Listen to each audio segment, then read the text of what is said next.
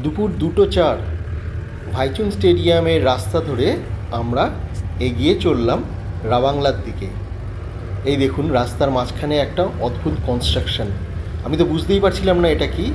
আমাকে ড্রাইভার বলল এটা একটা ফুট ওভারব্রিজ। ওয়াও, কি দারুণ দেখতে। তো যাই হোক, গাড়ি এগিয়ে চলেছে রাবাংলার দিকে। হ্যালো বন্ধু, কেমন আছেন? Welcome to my channel Shubhashis Nandi সেরিনা। আজকে আমরা দেখব রাবাংলার বুদ্ধ পার্ক, যেটা দক্ষিণ সিকিমে। দুপুর 2:16 নামচি দানথাং রোড ধরে আমরা এগিয়ে চলেছি।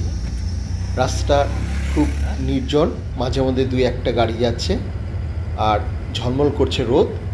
আর রাস্তার উপর দিয়ে মাঝে মধ্যে মেঘ আমরা ভেসে যেতে দেখতে পাচ্ছি।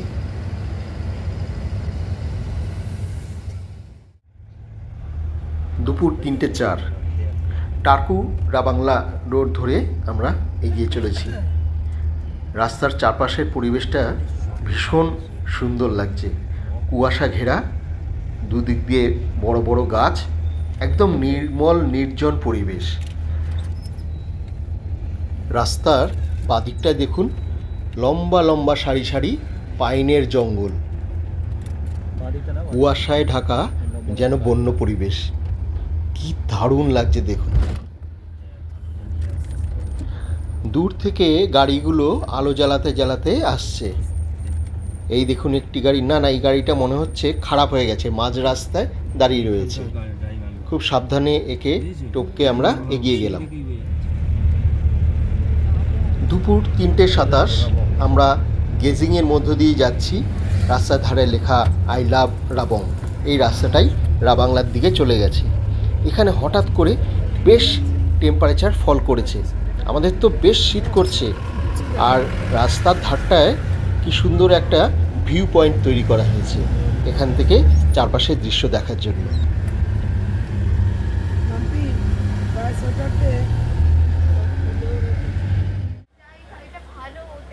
দুপুর 3:36 অবশেষে আমরা এসে পৌঁছলাম রাবাংলার বুদ্ধ পার্কে। বুদ্ধ পার্কে এই গেটে লেখা আছে তথাগত সাল। আর ঢোকার মুখেই বাঁদিকের দেয়ালে তথাগত বুদ্ধের সেই জাতক কথা, তার গল্প এমবোস করে খুব সুন্দর করে ফুটিয়ে তোলা হয়েছে। চলুন আমরা আস্তে আস্তে এগিয়ে যাই বুদ্ধ পার্কের মেন এন্ট্রান্সের দিকে।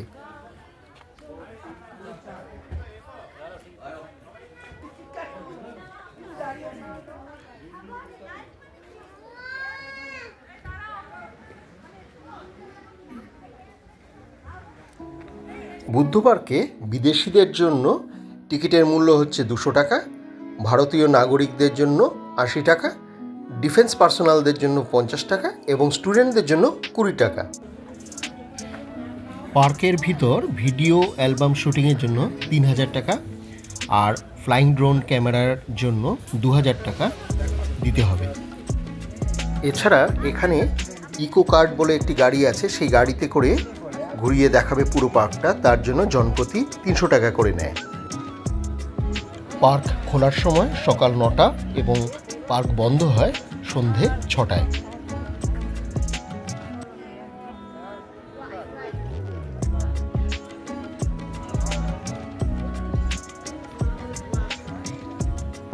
প্রধান প্রবেশদ্বার দিয়ে ভিতরে ঢুকে একটু এগিয়ে এলেই মাঝখানে যে খোলা চত্বরটি রয়েছে তার ঠিক মাঝখানেই রয়েছে শায়িত বুদ্ধদেবের মূর্তি।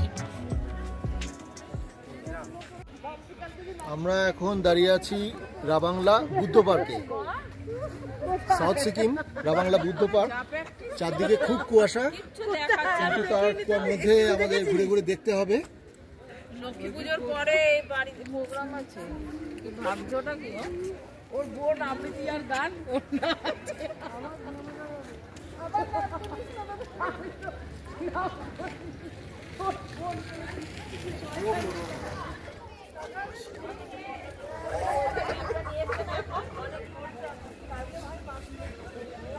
বুদ্ধ পার্কের এন্ট্রি ফি 80 টাকা করে নেওয়া হয়েছে, 80 রুপিস। চলুন আমরা মেইন এন্ট্রান্সের দিকে এগিয়ে যাই।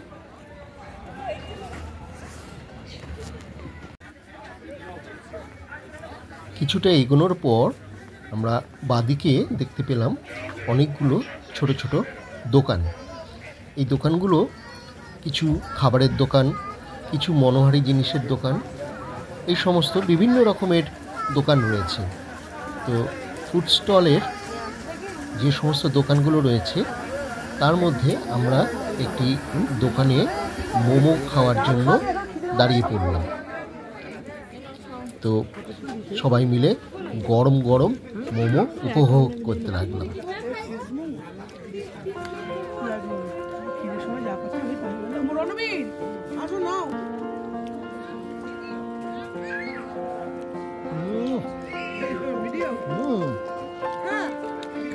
কেমন লাগছে খেতে?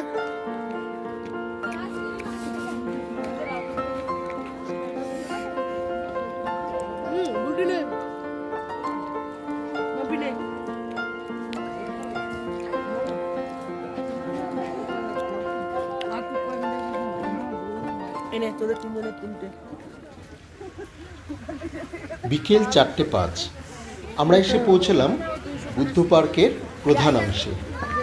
এখানে একটি গ্যালারি মতো করা আছে, সেখান থেকে সম্পূর্ণ পার্কটাকে কিন্তু সুন্দর দেখতে পাওয়া যাচ্ছে। বুদ্ধ পার্কের এই মূর্তি আর এই মনেস্ট্রি 2006 সাল থেকে শুরু হয় এবং 2013 সালে এটি সম্পূর্ণ হয়।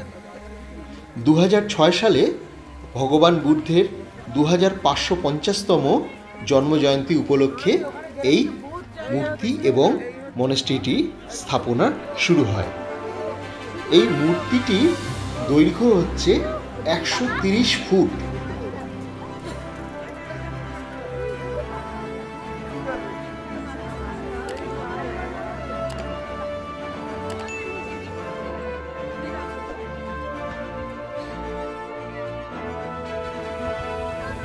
ভগবান গৌতম বুদ্ধের এই মূর্তিটিকে শাক্যমুনি বুদ্ধ এই রূপে এখানে স্থাপন করা হয়েছে। বাগানের মধ্যে অপূর্ব সুন্দর একটি ফোয়ারাও রয়েছে এবং বাগানটি অনেকটা জায়গা জুড়ে বিস্তৃত।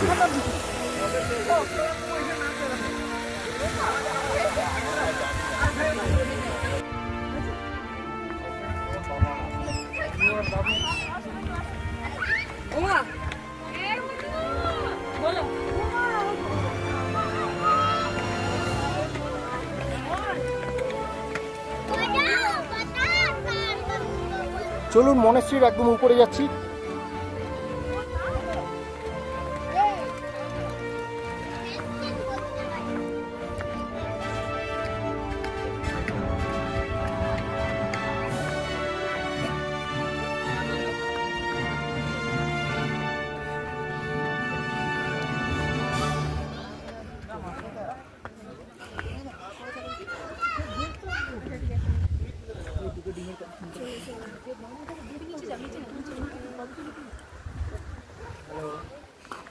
আমরা এখন বৌদ্ধ মঠটির একদম সামনে চলে এসেছি।